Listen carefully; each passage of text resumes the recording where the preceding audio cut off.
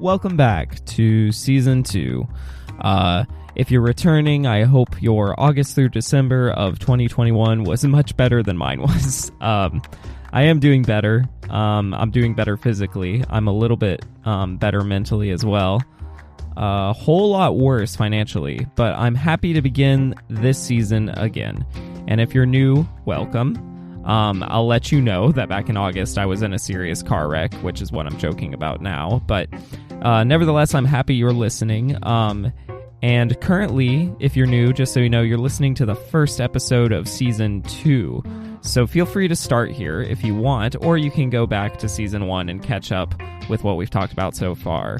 Now, this news is for everybody. There's some new stuff going on. You can now subscribe to the podcast via Anchor for only $5 a month, and you'll get access to 2 new shows, which I think is a total steal. One show is titled Parsing Propaganda, and that's where I thoroughly critique different Christian content, videos, blogs, sermons, what have you, and that comes out every Tuesday. The other show is Amateur Religious Trauma Therapy, or I call it ART for short, and that comes out on Thursdays, and is also going to be live streamed on the Cult of Christianity Instagram. That show is unscripted, so I actually have no idea what it is yet. But hopefully it'll be therapeutic for me or for you. So if you can subscribe, please do. It would mean a lot. And if you're unable to, I get it. No sweat. Enjoy the free show. Let's get started.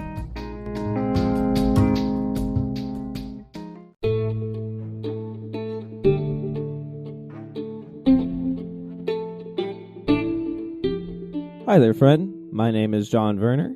I used to be a part of the largest cult in the United States. After studying the Bible, Christian history, and ministry, I set my sights on confronting the problematic nature of white evangelicalism in the United States. In 2019, I published my first book as a first step in addressing the subtle issues of this complex system. This podcast will continue that work under the same title. Welcome to the Cult of Christianity.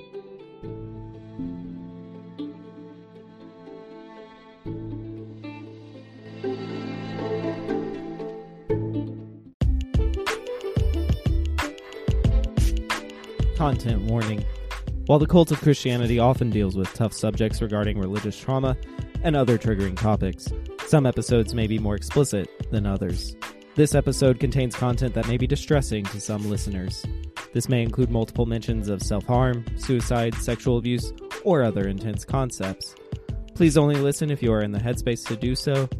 Take care of yourself.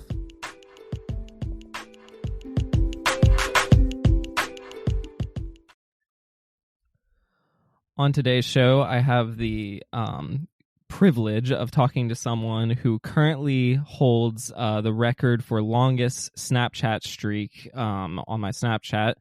A friend from college who we weren't super close or anything, but we reconnected later, and it's been pretty great. Welcome to the show, Mylee. How you doing? Hi, I'm doing well. How are you? Oh, living the dream. Living the dream over here. Yeah. Thanks for coming on. I asked this question to a lot of my guests. How did you relate to Christianity the first 18 years of your life? That's a big, great question. I would say in general, very positively. The first 18 years of my life were like, going to church every Sunday. It was like my identity. So, I was all in. I was from, the moment I was born, I was in church, youth group, everything like that. And just, I don't know. I was always enthusiastic about it, which a lot of kids I don't think are. Like my siblings certainly weren't.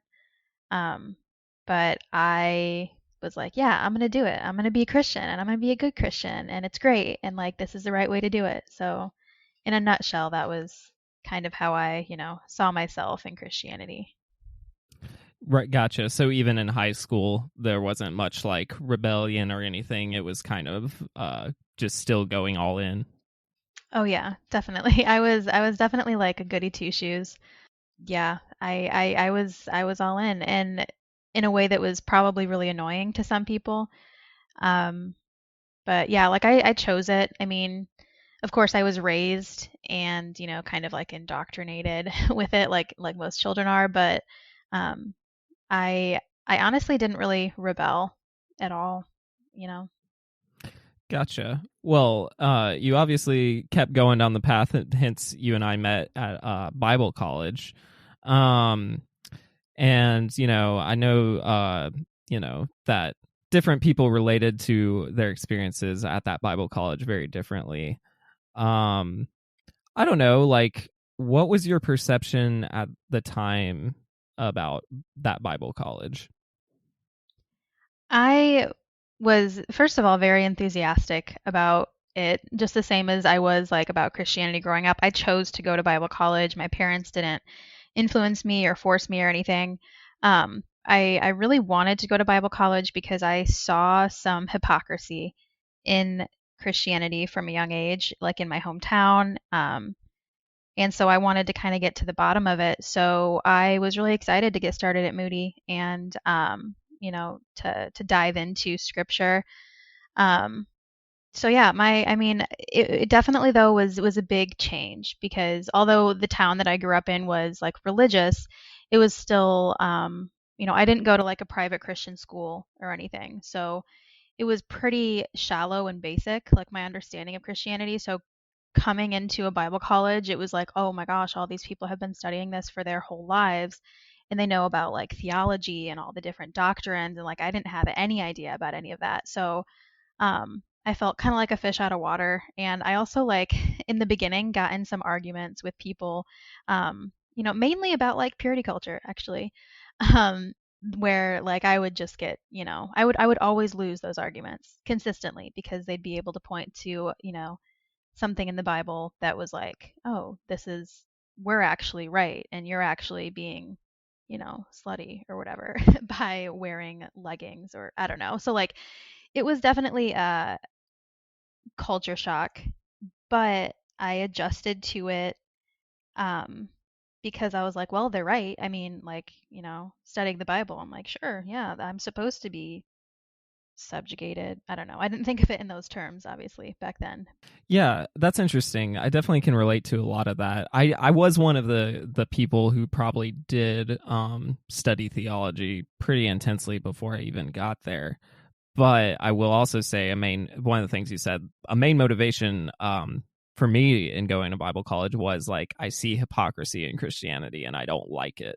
That Right. was a pretty big motivating factor. Um, yeah, those theology debates, man, those were awful. I remember those vividly, and Uh-huh. gosh, did not enjoy them.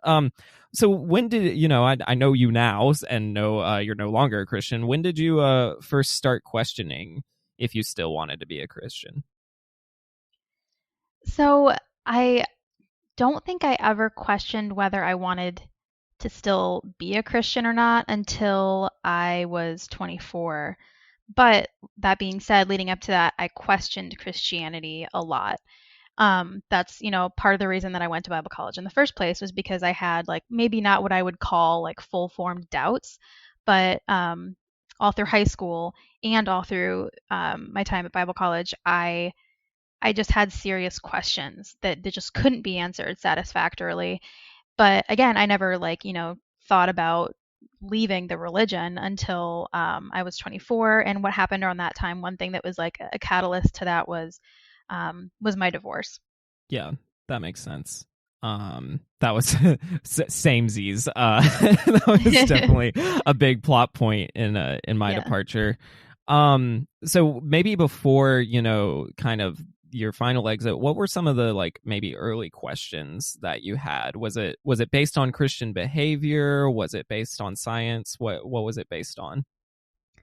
Yeah, a mixture of both of those things and just a lot of seeming like injustice.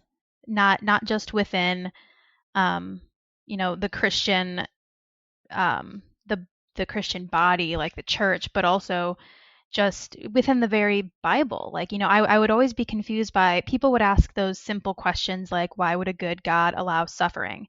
And even those questions that, like, of course, from being at Bible college, like, we had an entire class about basically how to answer that question, and, like, apologetics, how to, like, refute all of those different claims.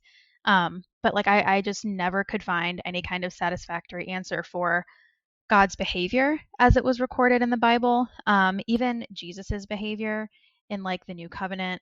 Um, as I read, as I studied, I was still like, this isn't making sense. And every time that I would have conversations with people who weren't believers, every question that they asked me, like, I would, like, fabricate an answer to based on, I would parrot back things I had learned in Bible college, but I wasn't really sold on it myself. I would be parroting back these arguments, but then be like, yeah, but that kind of sounds like bullshit, like, in my head.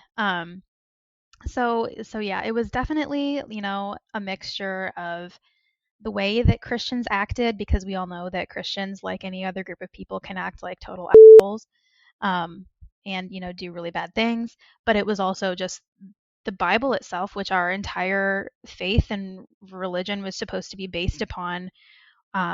Just things just weren't adding up for me. I definitely relate to that feeling of things not adding up, or giving answers are the answers you're supposed to give, even if you're not completely sold on it. So what about nowadays? How do you view spirituality? So I view, first of all, I view religion and spirituality as, like, two distinct entities. They can exist with each other or without each other. Obviously, you can have spirituality within, like, a codified religion, but I also believe that spirituality is something that people can experience completely devoid of any kind of doctrine. Um, so there's that distinction that I make first. But I do view religion and spirituality, but especially religion, as just cultural. It's just an aspect of human culture that differs based on location and history and ancestry and all that kind of stuff. I studied anthropology for my undergrad after I left Bible college. And so I really view all of this through, like, an anthropological lens of, for example, if I had been born in the Middle East, maybe my life experience would be similar, but you just replace Protestant Christianity with Islam, for example. So, that being said, I do see religion as, it's part of my culture. Christianity is a big part of my family and my background. Um, but at this point, I don't see it as, like, adding meaning to my life anymore. It's just part of the cultural landscape that I was brought up in. And in general, for everybody, I feel like religion is heavily cultural, even if people, like, make it their own. Um, it's definitely just an aspect of our product of our surroundings, and an aspect of life that, um, yeah, it's just cultural. Yeah, and it's interesting how religion relates to culture, right? Because religion influences culture, culture influences religion, and then religion has subcultures. So it's interesting to frame it that way. Definitely the evangelicals you and I were around when we were younger would Hmm. not like to frame the conversation that way at all. Oh, of course. Um, yeah, because for them their religion was personal and was spiritual. I think you and I are similar in our views on spirituality, how we like to keep it vague and not define it too much. Because when you start defining it, I feel like that's when you start running into a lot of problems, um a lot of cultural problems, which segues nice into what we're talking about today. As you understand it, can you give a brief summary of what people mean when they say purity culture? Yeah, so that's kind of, a loaded question, but I mean, briefly, purity culture is the mainly religious idea that sex and sexuality is something that should only be reserved for marriage, between a man and a woman, a monogamous heterosexual marriage. So it's characterized by, teaching abstinence, instead of, like, safe sex, just teaching abstinence, not only as birth control, but, as, like, a moral kind of thing. It kind of elevates purity culture, elevates sexuality at the same time as plunging it into the depths of hell. It elevates it as, like, this is the apex of like human like love and commitment, so you should only do it with your monogamous heterosexual partner. But it also um stigmatizes sexuality, it just incredibly, just very very extremely. So there's modesty plays into that as well. But basically purity culture just surrounds the topic of sexuality and what should or should not be experienced in sexual matters.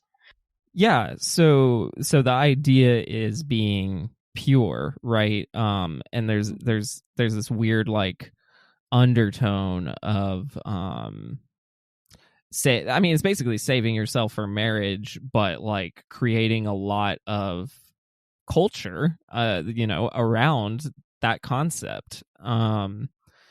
Yeah, did you talk about, you mentioned earlier, like this is something that Christians talk about, right? Like they're depending on which Christian you talk to, they'll say something different about this idea of purity culture, right?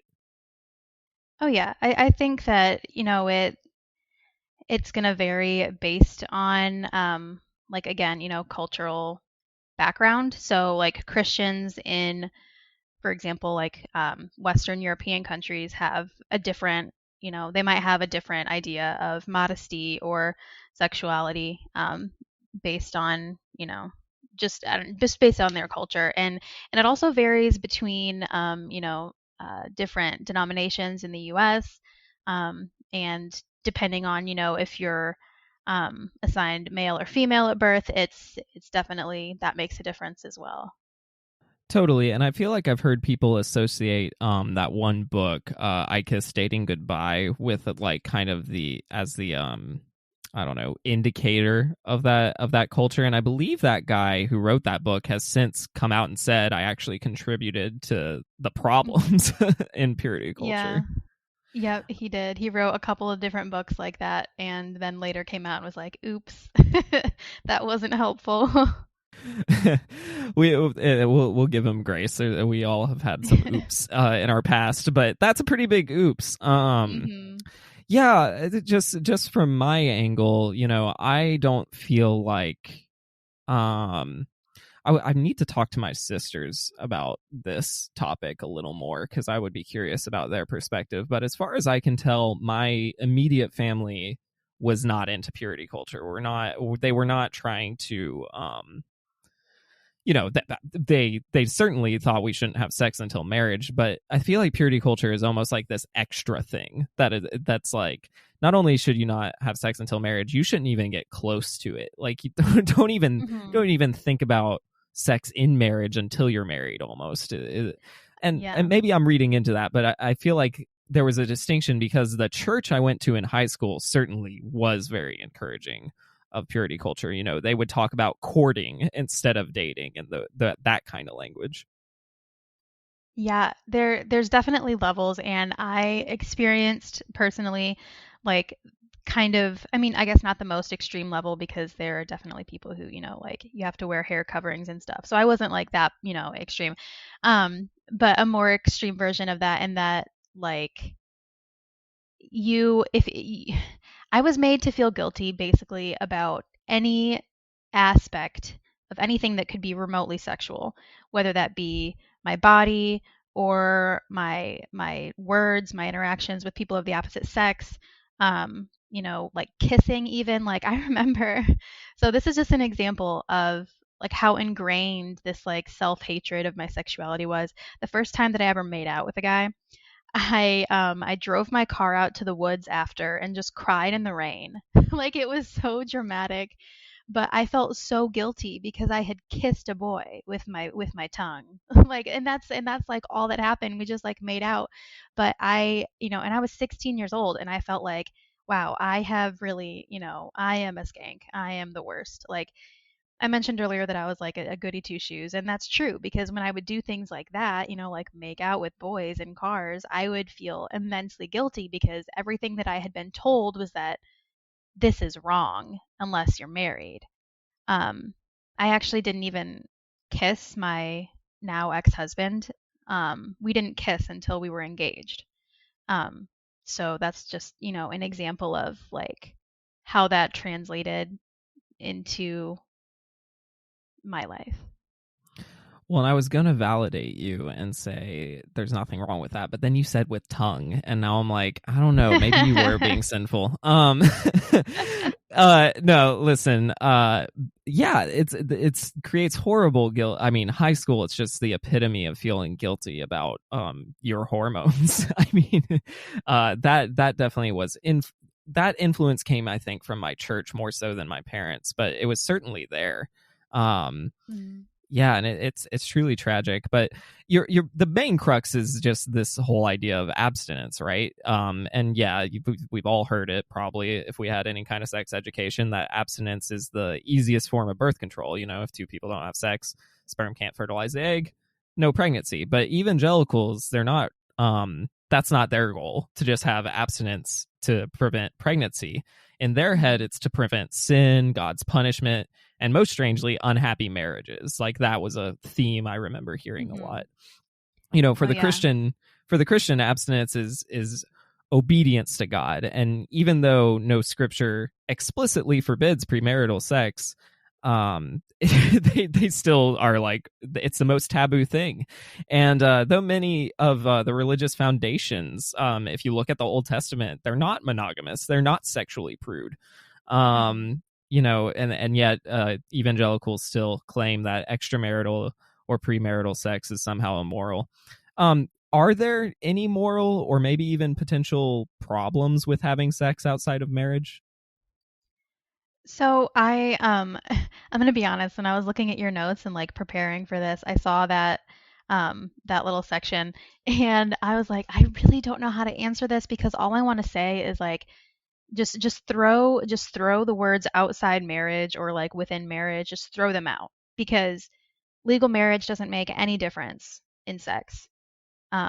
What makes difference in sex is the situation and the relationship you have with the person, and the legality of it or like the officialness of whatever, of if you're married or not, that alone outside of any other factors doesn't make any difference. So can there be moral problems or ethical problems with having sex just in general? Of course. You can have sex for the wrong reasons. There can be harmful sexual experiences. But I personally don't think that any of that has to do with marriage or is just directly affected by marriage itself. Does that make sense? Yeah, it does. I think I'm in full agreement. I scratch my head at this one too because I think the only way any of that makes sense is if your value system expects marriage. Like expects um everyone to get married. I guess. um Right. But even because then, it's like it's sorry to interrupt you, but it's just like a timeline thing, you know? Because then what if a couple is together for like 3 years, they get engaged, and then they get married? Along that timeline, is it bad for them to have sex at any point before leading up to that marriage? Because their relationship is the same and heading towards marriage. So like, it's just a matter of mincing hairs at that point. Or is that the phrase? Splitting uh hairs. splitting hairs, yeah, I think that's, yeah, and I think I think some Christian, as certainly I know some people now who would be more honest, but lots of Christians who get engaged start becoming sexually active under the radar, because of that logical fallacy of like, wait, I mean, we've already committed, what are we waiting for exactly, a piece of paper?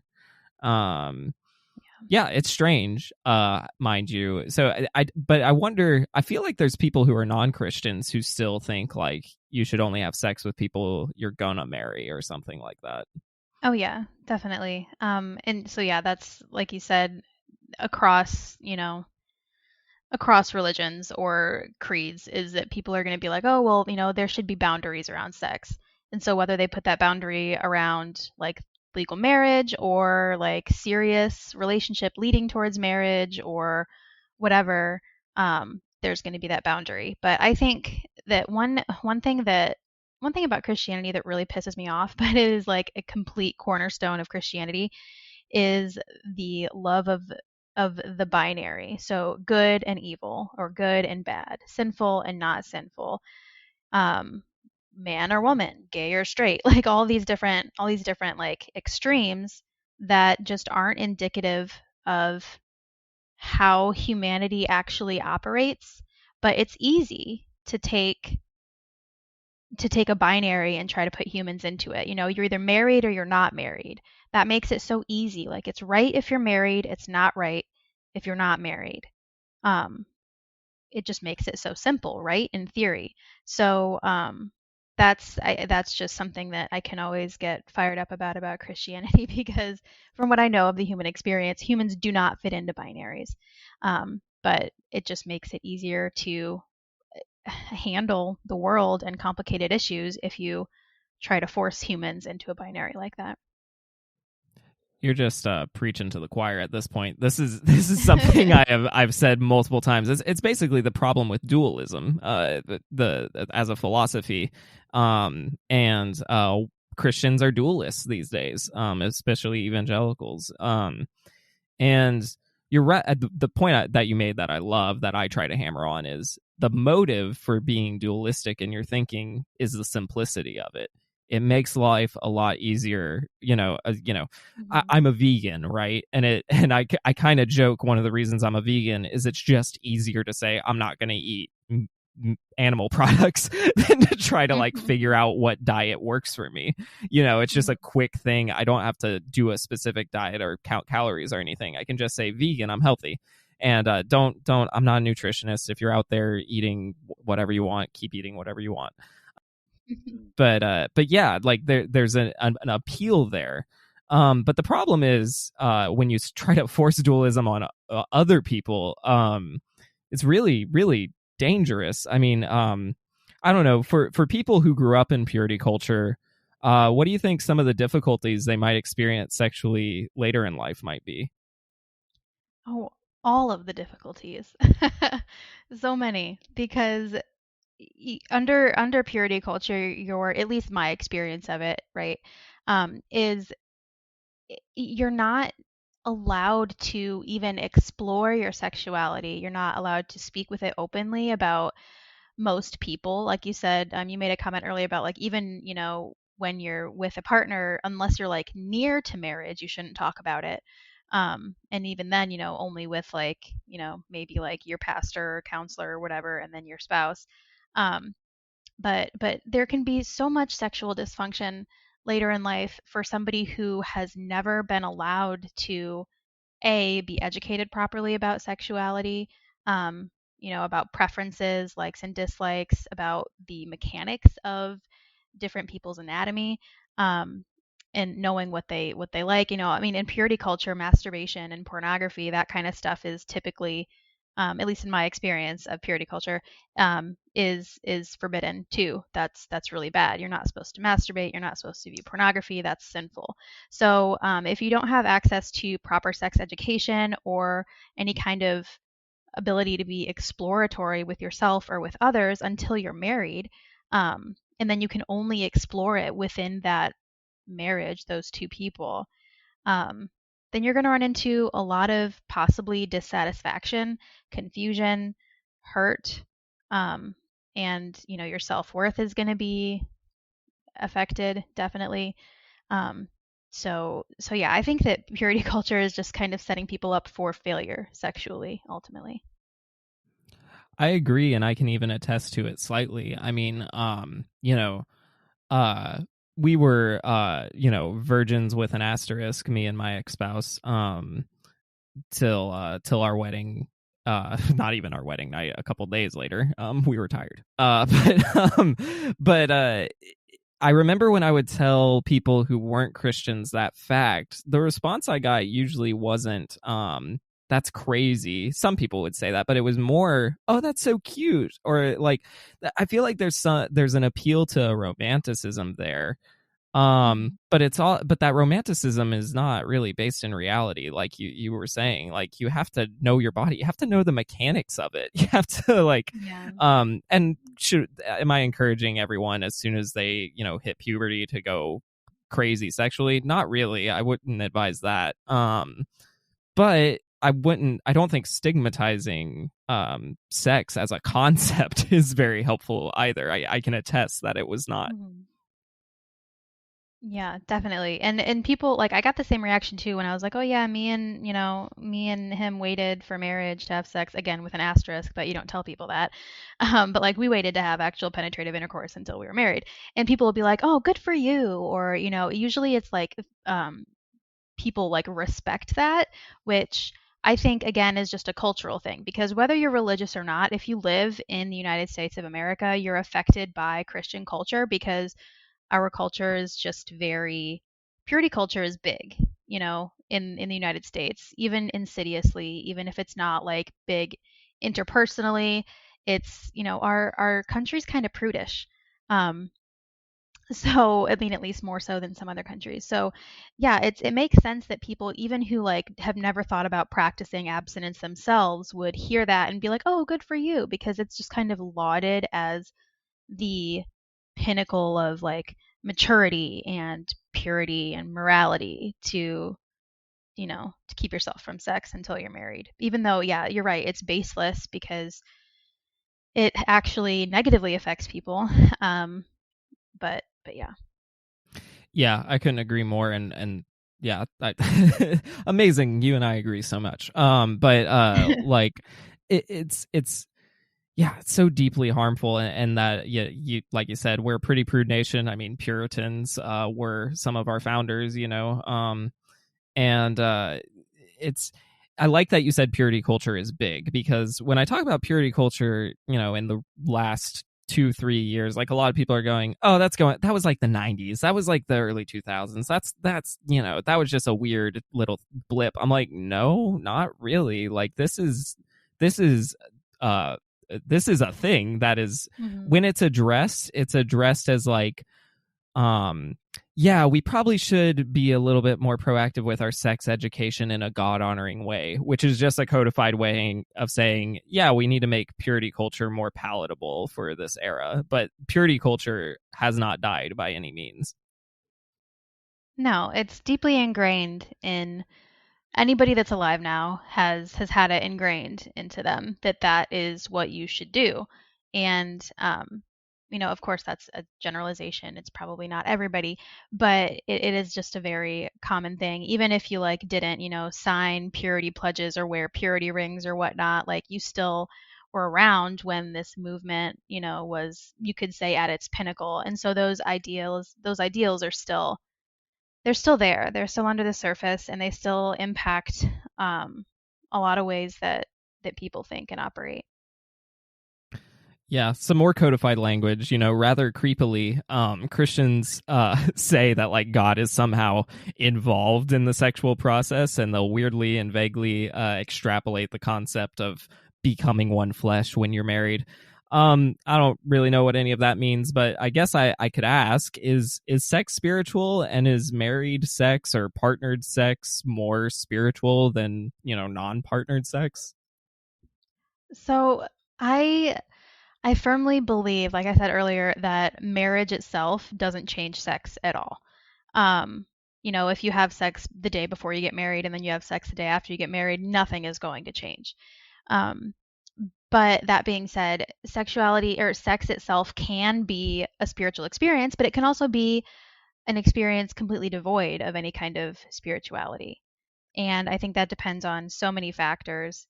Um, the more I discuss things like this, the more kind of not frustrated I get, but the more I realize like there's no easy answer for any of this. And I think this is kind of like a tangent for a brief moment. But since I've left Christianity, I've come up with a lot more questions than answers because the answers that Christianity was giving me were just too simple and they, weren't representative of reality. So like for me to, if I were a Christian, when I was a Christian, I would have been like, oh yeah, sex is spiritual and married sex is, how you should do it, and non-married sex is bad and negative, and it's a spiritually bad experience. So that's what I would have said then, because it's easy to draw that line and be like, this is good, this is bad.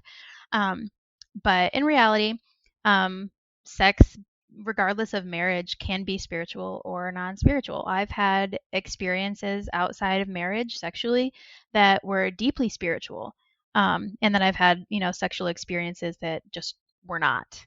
There was no like deeper connection there. It just really depends on the person that you're with and the situation that you're in, I think. But yeah, the whole like God being in like the bedroom, like smiling down on you when you're having married sex, that always that's weird. That always weirded me out. Like I remember like the night that, my husband and I got married, just like thinking of that. Like it was in my head. I was like looking up at the ceiling during sex, like mid coitus. I was looking up at the ceiling and I was thinking like, oh, is God like watching this? Like, okay, I waited. I'm doing. Is this okay? Like it was just so awkward. It's such a weird concept. And yeah. No, it's weird. I mean, it's really, really weird. I don't, personally, my experience thus far sexually has been, it's way more animalistic than spiritualistic. It's not to that.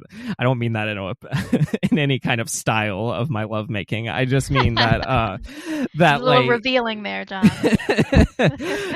Yikes! Don't read into that. But yeah, no, it is.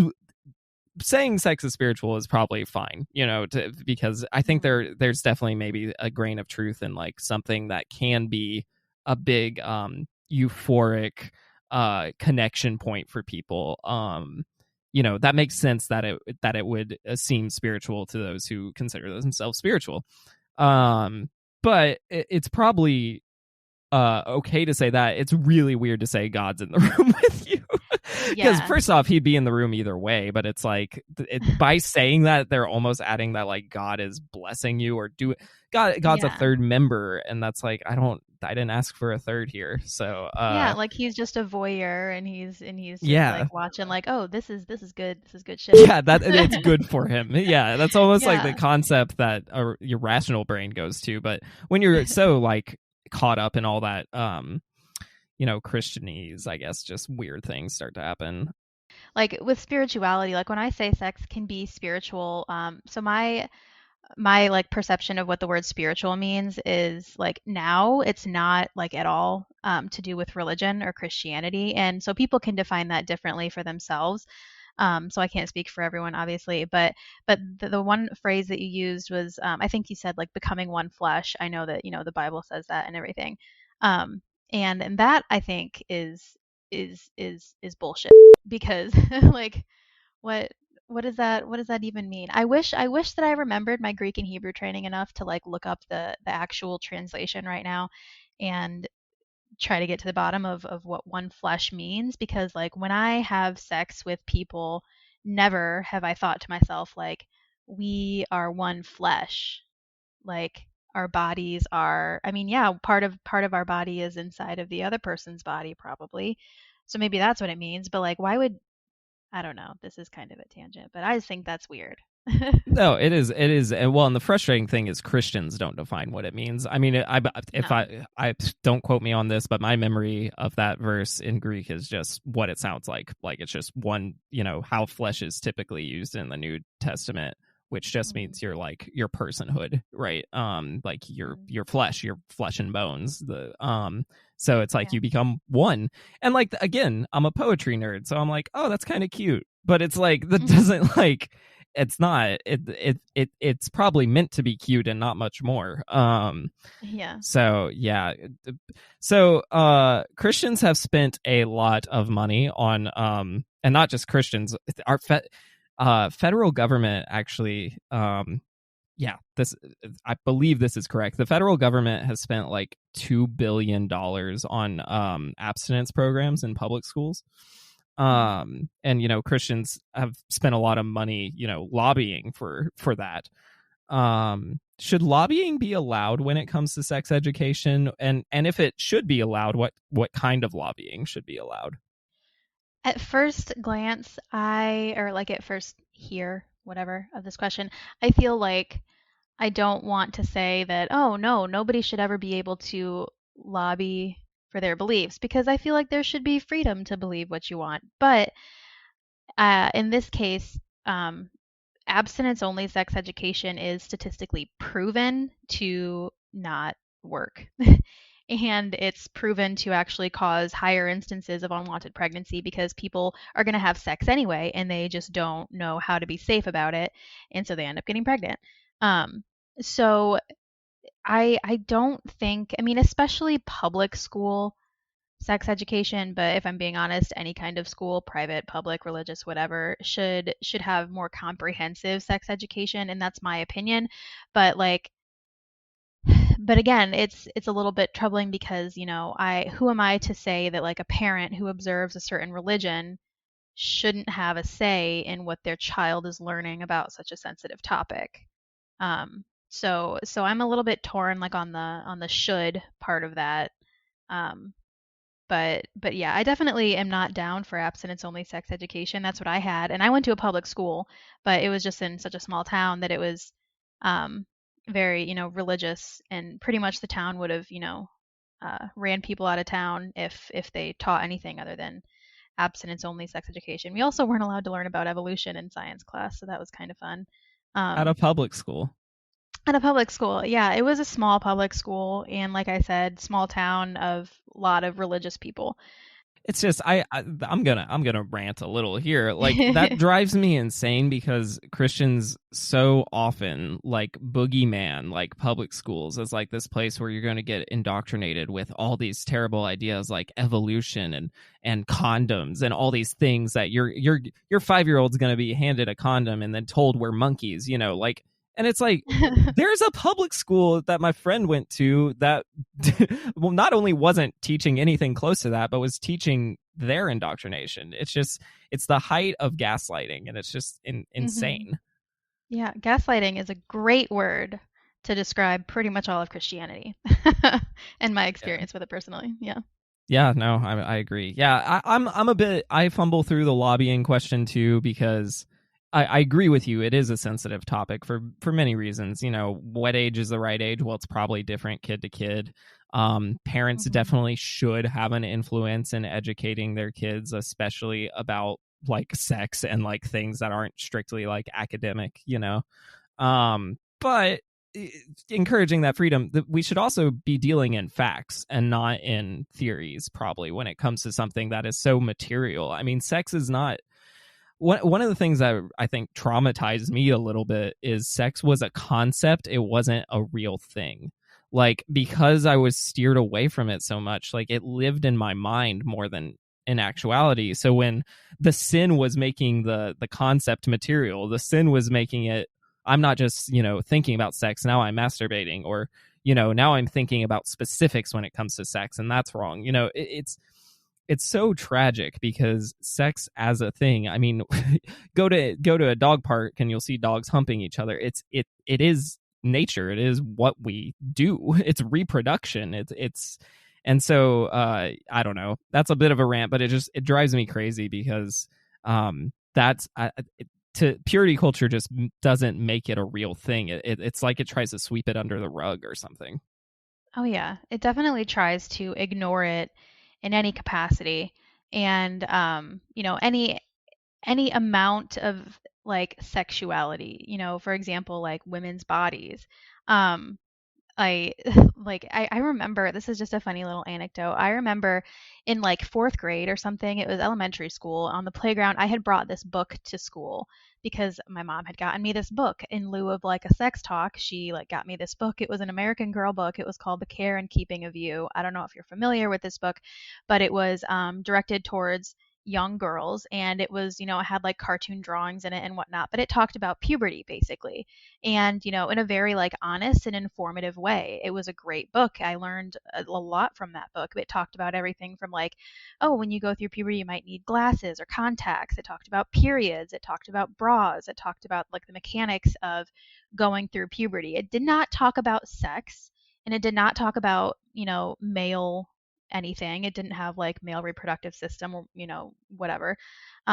So it was, just like an innocent, helpful book for young girls. And I remember bringing that to recess on the playground and looking through it with a couple of friends of mine. And another student went to the recess duty and like told them that we were looking at porn. And so the recess monitor, whatever, she comes over and she's like, I hear that you're like reading a book about sex and you shouldn't be doing that. So I showed her the book because I was like, this is just about puberty. Like this is, and it's all cartoons too. Like, it's drawings, whatever. And you could tell, I think, I remember her being like kind of like annoyed. I don't know if it was with us or with the person who told on us, but she was kind of annoyed. She's like, maybe just don't, bring that out in public. Um, and so that was just an example of like anything remotely sexual, including the natural processes of the human body that are going to happen whether you want them to or not, even that is something that is taboo and shouldn't be discussed, which is harmful to children. It's harmful in a lot of ways, partially because like I said, that book was like kind of the closest thing to like a sex talk that I had. And we didn't have, any kind of sex education. I think like in fifth grade, we watched a video about periods, and like then we had health class later, which was abstinence only. So like, and people are going through puberty so much younger nowadays, especially girls. Girls are going through puberty at like surprisingly young ages, getting their periods in elementary school and stuff. And so like if they're not educated about this, um, that kind of thing in their bodies, then that's going to make that time even more rough. No, I couldn't agree more. And like, it's traumatizing to have your first period if you don't know what's going on. It's traumatizing to ejaculate for the first time if you don't know what's going on. Mhm. It's important stuff. Sex education is important. And I can't I cannot stress enough how little it happens in Christian circles. Right. And it goes even further. Many religious institutions, especially private Christian schools, have like rigid dress codes that are designed under the guise of being modest, but to dress in a way or behave in a way that is unassuming or moderate, like the word modest means. That doesn't mean dressing like a pioneer or covering up anything that begins with a B. Modesty seems to be a co-opted word redefined to mean don't let women have sexual power. So to be fair, our culture, it over sexualizes women for sure, especially young women. But are Christians helping or being countercultural in a good way by encouraging kids to be modest? No, not at all. Um, First of all, it's not helpful. It's harmful in a lot of ways that I can go into. And secondly, it's not countercultural because Christians harping on modesty is just modesty is already like we talked about before, like such an ingrained part of our culture, like purity culture is, that it's not countercultural to tell people to be modest. It's cultural. It's going in line with the culture. And I think that Christians like to believe that they're being countercultural, and they take it as a sense of pride to be like, we're going against the modern mainstream culture and telling, women to cover up their boobs, like that kind of stuff. So, but it's not countercultural at all. This has been part of our culture for a long time. And the whole modesty thing has been around for a long time. Um, and yeah, I don't think it's helpful at all. And in fact, I think I don't know, like if I'm allowed to swear on here, but I think it's super fucked up to encourage children to be modest, and mainly female children, because female children are over sexualized. I mean, them being sexualized at all is over sexualizing children because they're children. Like I remember first being like sexualized when I was like 5 or 6 by a friend of, my stepdad's. Like I have memories from a very young age, multiple memories of being sexualized as a child because I was wearing like a tank top, even though I had no boobs, no curves, didn't shave yet. I hadn't gone through puberty yet, whatever. Not that any of that matters, but like the fact that just because I was a female, I was being sexualized was super fucked up. But I knew that that was messed up at that time, but what I was told was that it was up to me to stop that from happening. Because encouraging children, kids, young people, anybody to be modest, especially women, by that's just encouraging them to take responsibility for other people's perception of their bodies, and that A is not effective or helpful, and B is just it just enrages me that children have to go through that, that anyone has to go through that, but that as a child who doesn't even understand sexuality, because like we said before, it's so taboo, it's not even talked about openly, that they're going to be sexualized, and not only that, but they're going to be held responsible for being sexualized. None of it makes sense. Yeah, definitely. I feel like, again, we're back to that dualistic idea, right? Where it's like, oh, someone is sexualizing, well, sexualizing children just wrong across the board. So I'll make the example a little different. Like, let's say you turn on a commercial and it's just like a model sexily selling, like a snack, and you're just like, if you step outside of the culture a little bit, you're like, what is happening? Like, how did we get to this point? It's easy if you're dualistic to go, oh, the problem is what parts that person is showing. It's a lot more complicated than that. It's like, well, that might not be the problem, but you might be correctly identifying that there's a problem here. You might just be identifying the wrong problem. Yeah, for sure. And modesty too.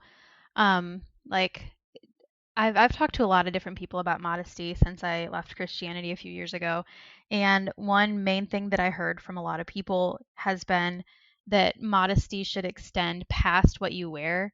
Um, some people, like the Christians will say, some will say like past, some will say it doesn't even matter what you wear, it has to do with your the way you comport yourself, the way you carry yourself, how you act around others, whether you're prideful or, I mean, a lot of, people that I've talked to thinks that it has to do with behavior, which I definitely think that there is a behavior component to modesty.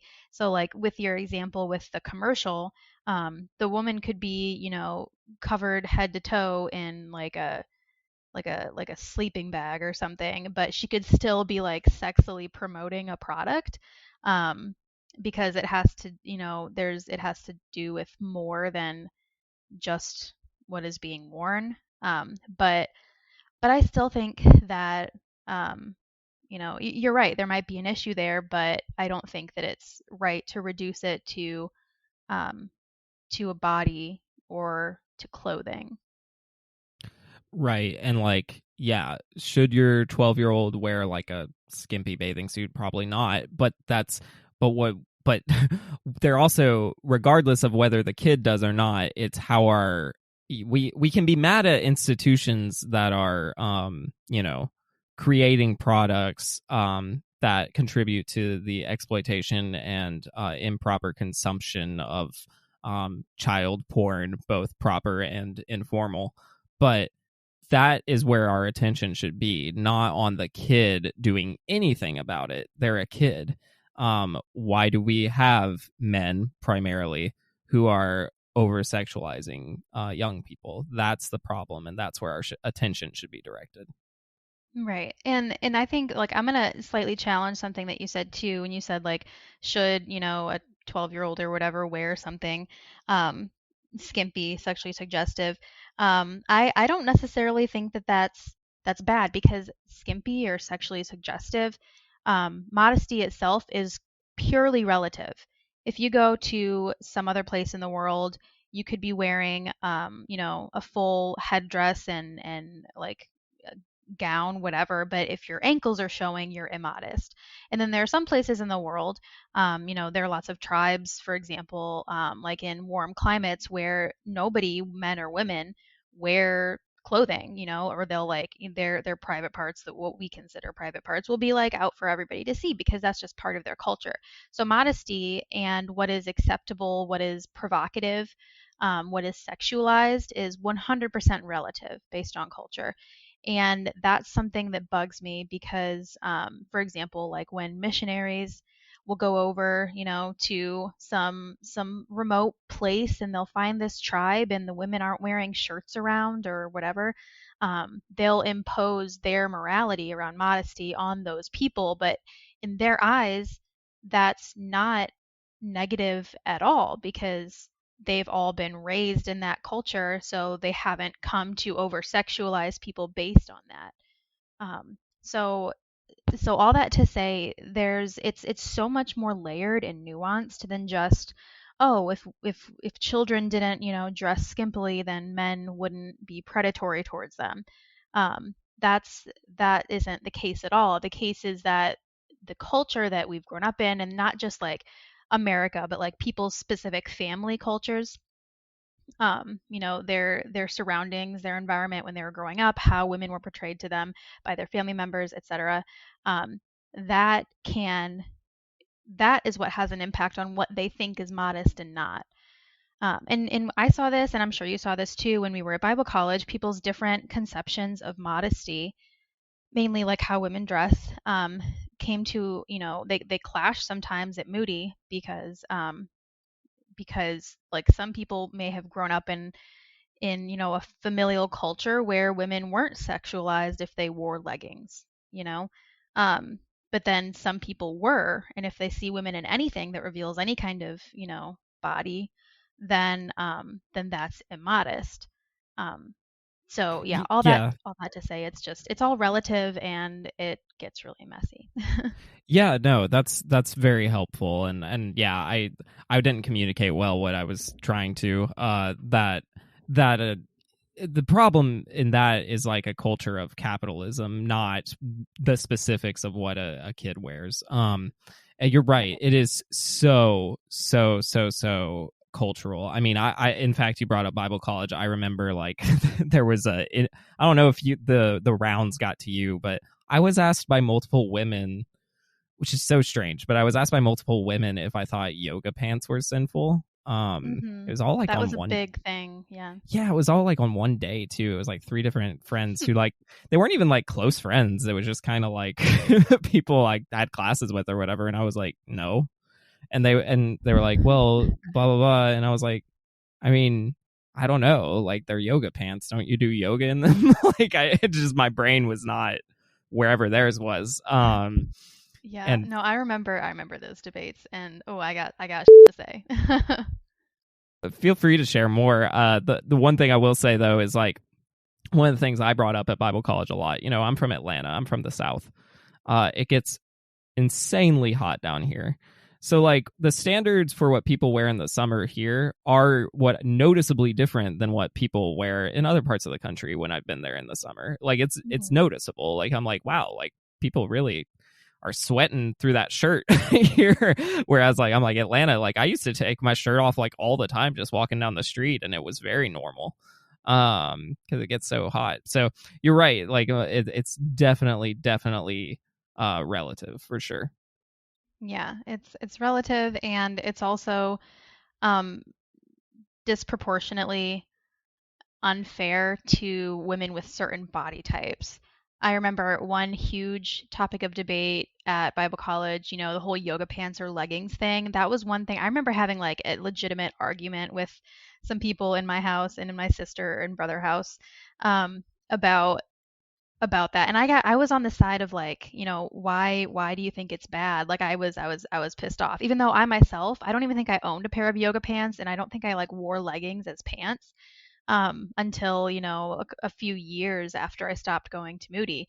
Um, but I, yeah, I remember these arguments, and I would get so mad because like if certain, for example, if a girl with very small boobs wears a low cut shirt, it's fine because it's not immodest because you can't see their boobs because they don't have any. Or like you can't see like the curvature of them, they don't have cleavage, whatever.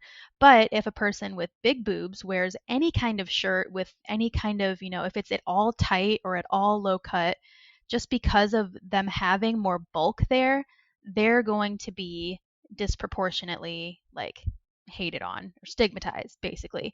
Um, so it's really hard to be a Christian. It was really hard to be a Christian at Bible college, with boobs. And like I had a housemate who had like a really nice butt and she would wear leggings and people would like give her shit and like think that she was slutty because she wore leggings, but it was only because she had a nice ass.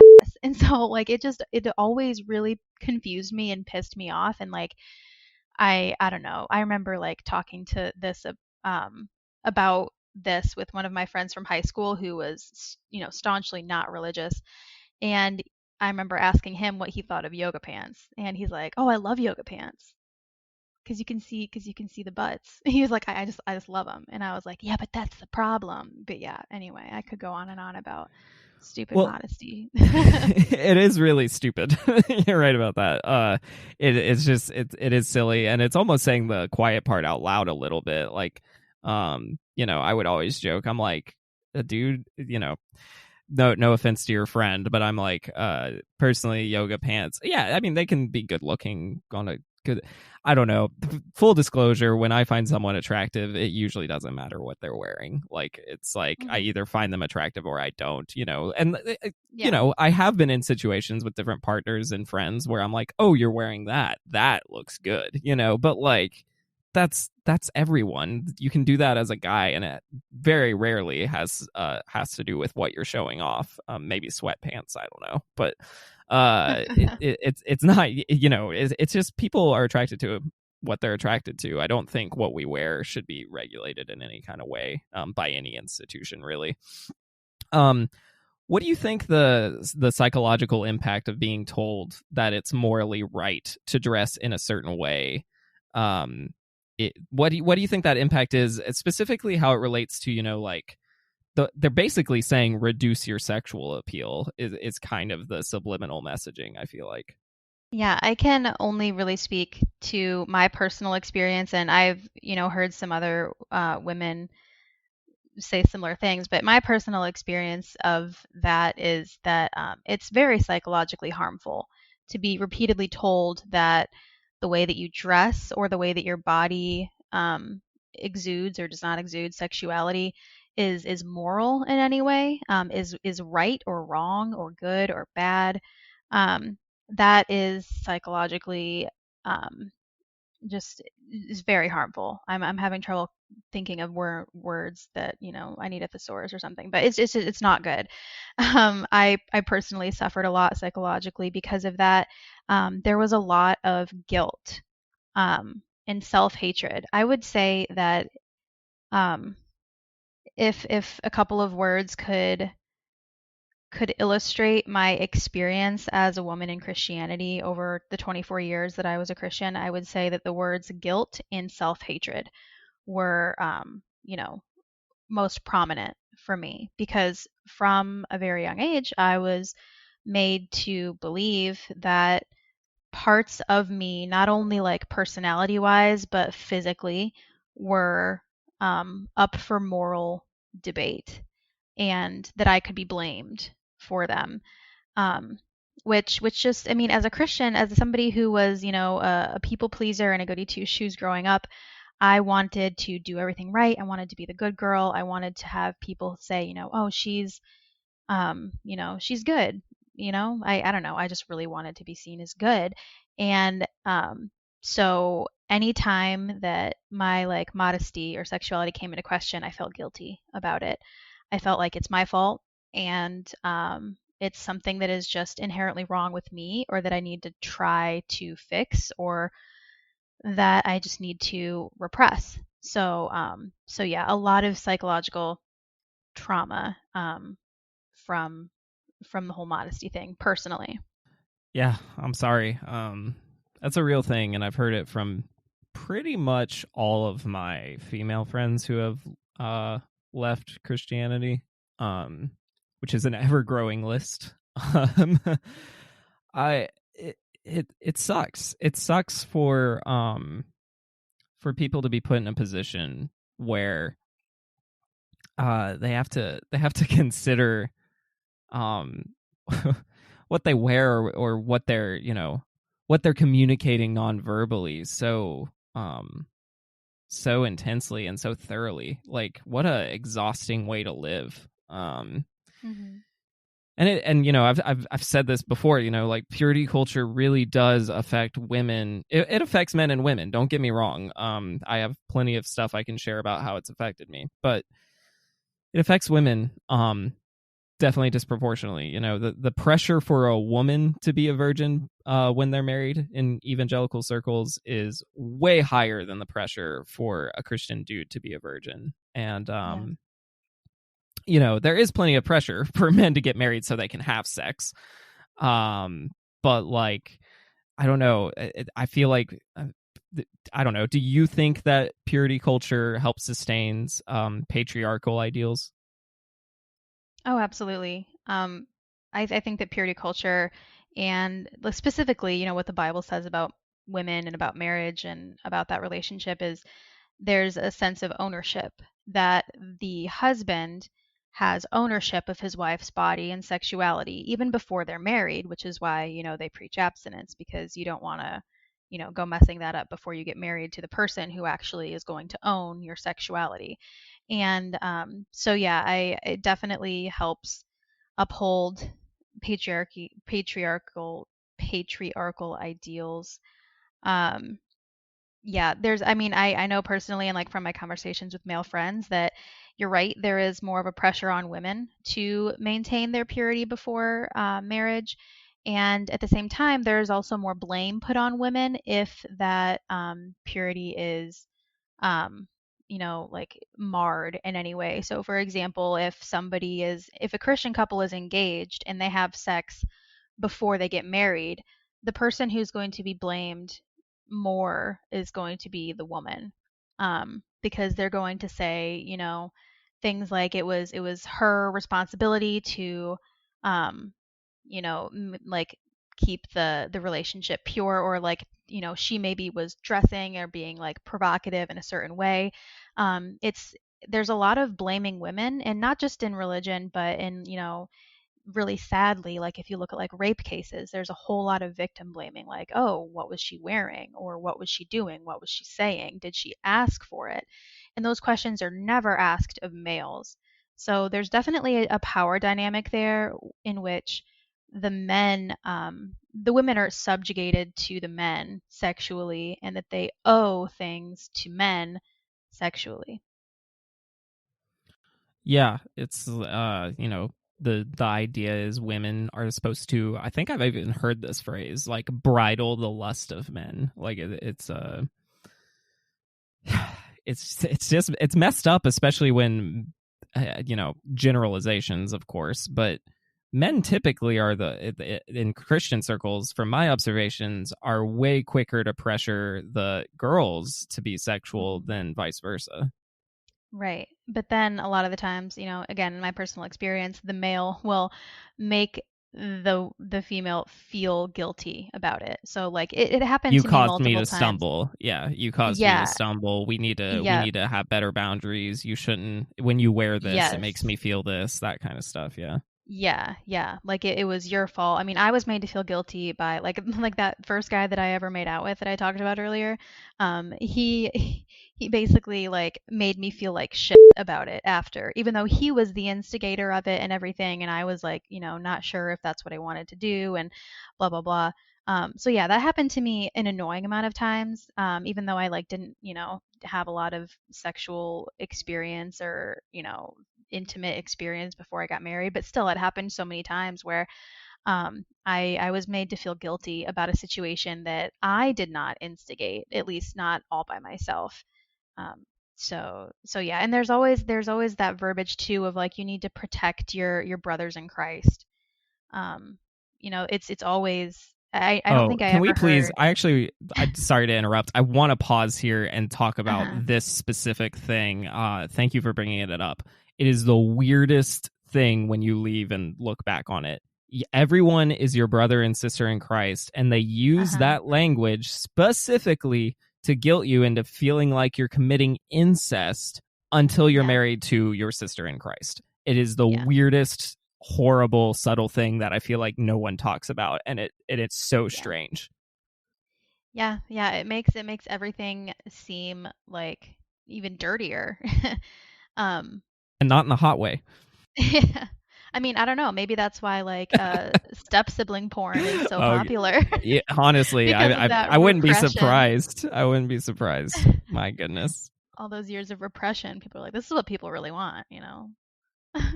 Jeez.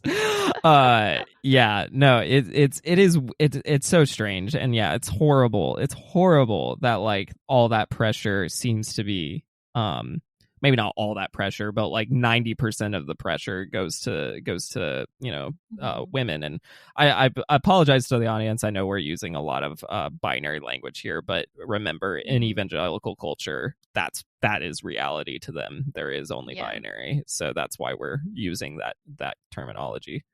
Right. Um, Which is even, I mean, small tangent, which is even more harmful when you're talking about purity culture, because if sexuality, like if heterosexuality can't be discussed, then you can be damn sure that homosexuality can't be discussed or any kind of, construct about gender. Like none of that. Everything is off limits. Like in within purity culture that isn't monogamous, heterosexual Christian marriage. So that's just harmful on all sorts of accounts. yeah, no, that's a good point to bring up. I'm sure I can attest to this personally. But I'm sure purity culture has just uh destroyed the hearts of so many queer people growing up, and Oh yeah. it's horrible. I mean, it's truly horrible because I mean that just it delays an exploration. And not, again, there's probably some amount, it's going to depend person to person, like we're saying. You and I are not dualists, but you know, you don't there's probably some value in delaying exploration until you're like a little more mature, mentally. But like also it's okay to make mistakes and have some awful stories in your sexual exploration. And I just don't want anybody taken advantage of, I guess, would be my only caution. um but yeah, it's it's messed up. Bottom line point of this episode: purity culture is messed up. That's Yes. basically what we're saying over and over again. Yes. TLDR, it's really messed up. Don't do Yeah, don't be pure. Don't do it. It's a trap. Yeah. Yeah, I didn't experience this at my church, but I remember a church I was a youth pastor at did the true love waits thing. And the youth pastor who was above me wanted me to sign with the kids of the youth, and I told him no.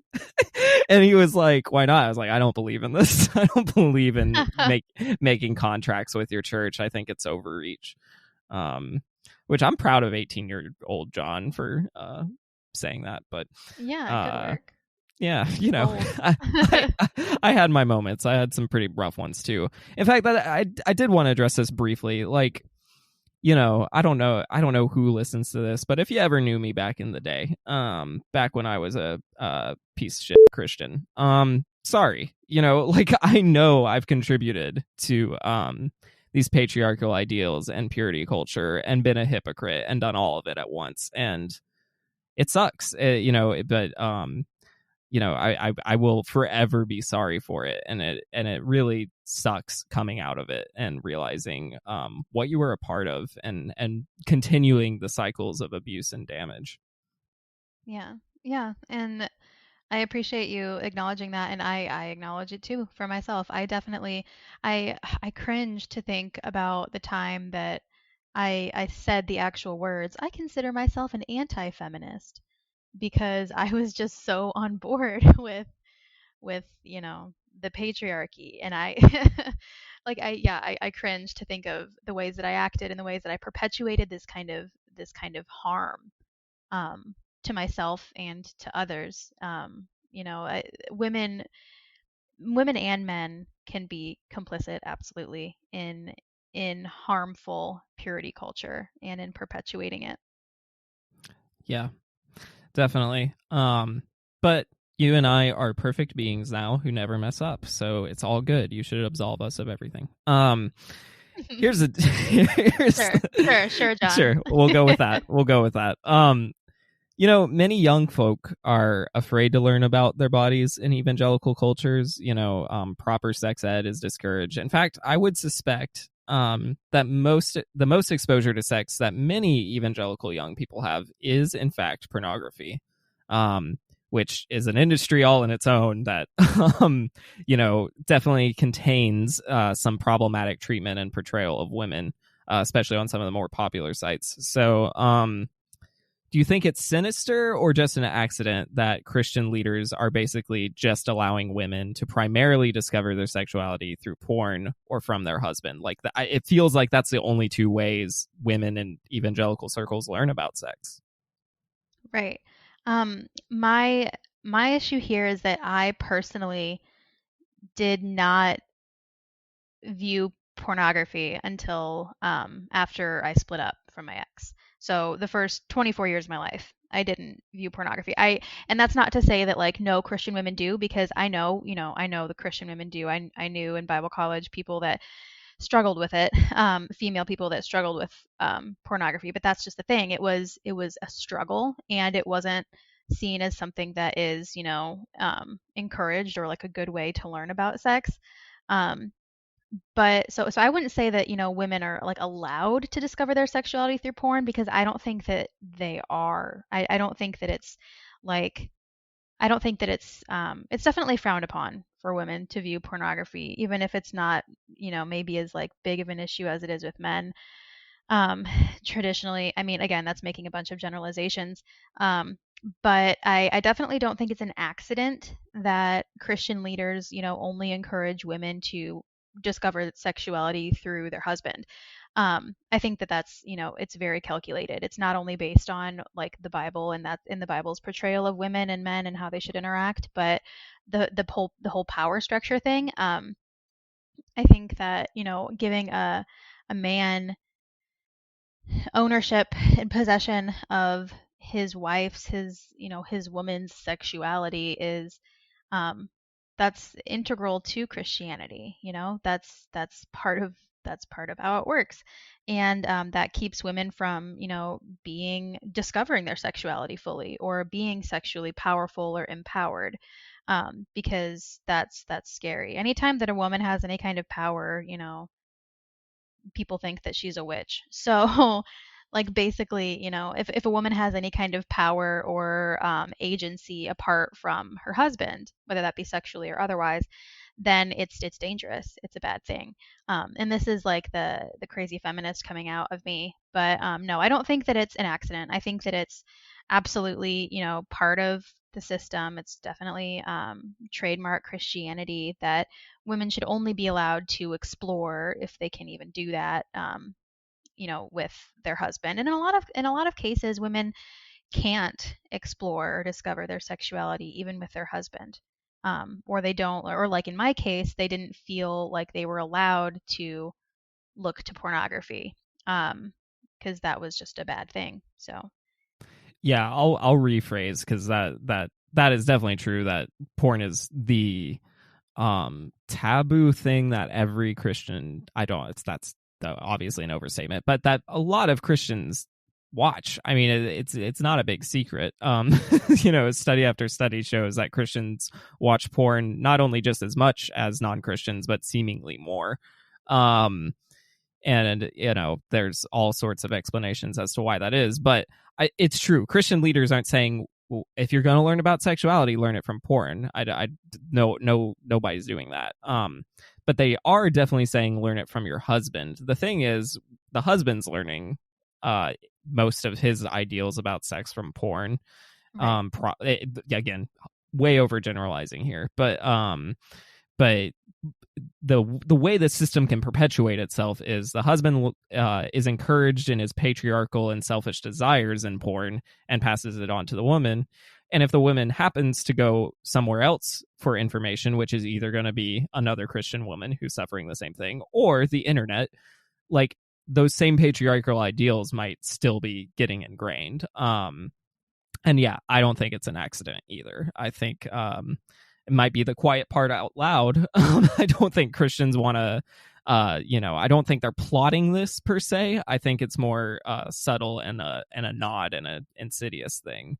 But I brought this up to an expert in the field. I was having a Zoom call with her, and she specifically deals with religious trauma associated with purity culture. And I'll give her perspective, at least best I understand it, is she said, no, that's not happening.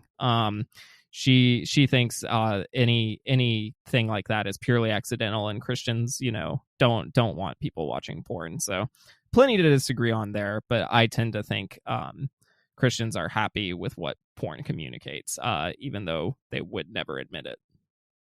Yeah, yeah. I mean, I can't, speak as much to that. I mean, like I said, my experience with porn was I just never viewed it. I wasn't interested in it because it was such a bad thing from like such, an early age. It was just taught to me that it was a problem. And I knew people for whom it was quote unquote a problem. There would be people at Bible college who would talk about like how they, had an addiction, quote unquote, to pornography, using that word completely out of context and not it's possible that like they viewed porn twice and they were like, "Oh, I'm addicted to pornography," because there was Right. such a stigma around it and it was like seen as such a bad thing, so they overreacted about it. Um but yeah, like I don't think that Christian leaders are like sitting around their table and being like, "Okay, here's what we're going to do to get the women down." I definitely don't think that. But they don't have to do that because it's already built into the system that they're teaching. Well, and at some point in history, men were doing that, like, Yeah. And so I'm sure that's that what. some men still do, but Well, yeah, sure. But yeah, exactly. That's like it's perpetuating itself, almost automatically. And yeah, I do want to clarify. I'm not particularly pro porn, anti porn, or anything like that. I'm just saying, I will assertively say there is a lot of sexism in porn, especially mainstream wise, and I feel confident stating that opinion. That's not necessarily a critique of porn existing. It's just what I'm operating off of with this point. yeah. And like anything else, like I don't think it can be as easily classified into categories such as positive or negative or helpful or unhelpful or whatever. There's definitely, exploitative and sexist um, and unethical pornography.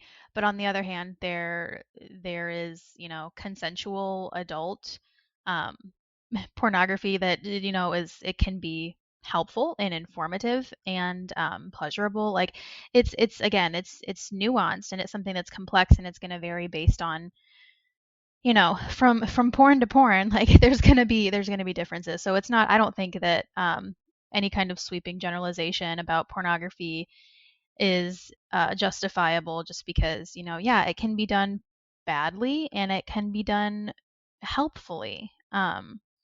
So yeah, just I mean, the theme just seems to be going back to the binaries aren't indicative of the human experience, and the porn experience can't be classified into those two baskets. I don't think so. It's something that requires a more practiced hand of Sorry. okay, well. Practice hand. I mean, it was right there. Insert your own joke here. My goodness. Insert your own joke here. Insert. Yeah. All right. Oh gosh. Me and you both like The Office too much. So Yeah. that's what she said. Who doesn't love sex jokes? Yeah. It's No, great. that's Sex a sells. yeah, we could talk about that even. Like it is true that like sex jokes, I know men do it, Christian men do it in evangelical circles a little bit, but it's kind of like wink wink nod nod, that's taboo that we just joked about that. Do girls Yeah. make sexual jokes too? I don't know because they're so segregated in evangelical cultures. I mean, I do, and I did. Like, but I largely I tried to like keep my sexual jokes and stuff like that to like just girls. And this can open up like a whole other can of worms. And I think I might have talked to you about this before, but like, how I like when I wanted to express certain parts of my sexuality, I would do it with girls like as a joke. Because like girls would think it's funny, and I never once thought like, oh, this is bad, because it's not bad, because I can only be heterosexual. That's the only option. So as long as I'm not doing this with guys, I can make sex jokes or do sexual things with girls and it'll be totally fine because it's not because it's fine because it's girls, right? Like anyway, that's just going into the No, whole can it's of true. worms It's about. it's the homophobia paradox. Yeah, where it's like, Yeah. oh, because I'm homophobic, I can act homosexual. It's like, Yeah, because it wait a won't mean minute. anything. Yeah, because Right. nobody's gonna like accuse me of being lesbian because I give girls lap dances. Like, oh, that's just Mylee having fun and being silly. When like in reality, something else is going on there. But yeah. So to answer your question, some Christian girls make like sex jokes and stuff like that. Yes, there were some that like I lived with at Bible college who I kind of like got along with a little bit better because they were like more open about stuff like that, like joking around. So we could joke around about stuff, um, and it wouldn't be weird. But then there were definitely some who were like prudish about that, and they would judge us if we did that. But I don't Oh man. Yeah. Man. All right. So many stories that I'm like, not gonna tell that. Not gonna tell that story. know. But yeah, ultimately I do tend to think that white evangelicalism is more insidious than it initially appears. Oh yeah. So do you think it's possible that purity culture exists primarily as an attempt to control people's bodies, because controlling people's bodies can make controlling minds even easier? This is one of the first points I make in my book, actually. Hmm. That's an interesting question. I think yes. I think an argument can be made that trying to assert control over bodies makes it easier to control minds because I mean, in my own case, for example, that definitely was the case. The efforts to, indoctrinate me about modesty, about my body and what I wore and everything like that definitely had an effect on my mind, and how I viewed myself and how I viewed the world around me. And so kind of made me a good servant to Christianity. So yeah, I think it's fair to say that, and I definitely agree that white evangelicalism is definitely more insidious than it can appear. Um, it's yeah, it's something that I mean, obviously you have a podcast about it. Like you can talk for hours about we can all talk for hours about how insidious and harmful it can be. Um, so yeah, I think purity culture definitely has to do with power dynamics and control for sure. Yeah, and the idea of controlling bodies equating to controlling minds, it's to me, and I'm sure some brilliant psychologist who has a dissertation agrees with me somewhere, and I just haven't read them yet. But my thinking is the math, right? Because we think that 93% of communication is nonverbal. So if you're controlling the nonverbal, you're controlling what 93% or whatever it is of what people are communicating. Um, and Right. yeah, I mean, there's so many things you can read about nonverbal communication, where how you posture, how you dress for an interview. Like, these are ideas we all accept in the secular world, so to speak. But ultimately, I truly believe that modesty, purity culture, all of it, if you control the body, you control the mind, and that I think is the motive. Because again, the currency of evangelicalism, a lot of times, yeah, it's actual currency, it's money, but usually it's power. Like that is the big currency, as far as I can tell. Right. And if you control the body, like you were saying, if that's 93% of the communication, if you control the body, then you're controlling the narrative. You're controlling the communication.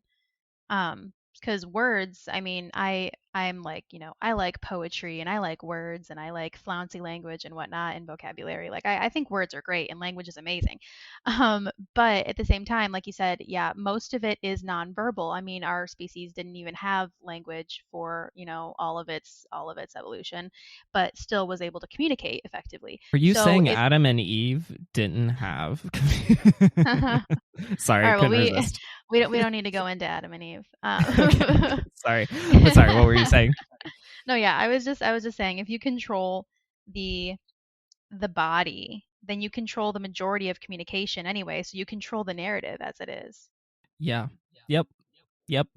Yes. Yes. And yes. Yeah. So, um, thank you, Mylee, for coming on and talking about all this stuff. I know it can be kind of heavy and upsetting, but I appreciate how you talk about things, how vulnerable you are. Um, this is important stuff to talk about, and truly, I'm pained to know I think of young people the most, how they're just so trapped and helpless and like, they don't always have the options to get out of these systems. But thankfully I know they can, because you and I did. It's wild to think. I think about it all the time. One of my first classes at Bible college, I think I sat next to you like all those years ago, and probably probably flirted with you a little bit or something. And then, yeah, probably. Yeah. Probably. Right. Sounds right. And it's funny to think, I would have never dreamed like years from now, you and I would both not only not be Christians, but be talking about how cultish it can be. But it's important, I think, to keep having these conversations. Is there anything you wanted to add before we sign off? I don't think so. I mean, I just agree with you that it's really important to talk about this kind of stuff and to hear different perspectives. And I mean, you and I have like similar perspectives and kind of similar journeys, which is cool. But yeah, thanks for having me on. I love talking about this kind of stuff because I think, I mean, again, it's something that needs to be talked about more, especially purity and sexuality, like in the context of Christianity and outside of the context of Christianity. It's definitely something that needs to be talked about more, because the more you talk about something, the more comfortable people are with the idea of it. And that's, I think, what needs to happen just in general with sexuality. You know, but yeah, so I'm glad that we were able to talk about this. Yeah, absolutely. Thanks for coming on, and thank you, listener, for stopping by. I'll talk to y'all soon.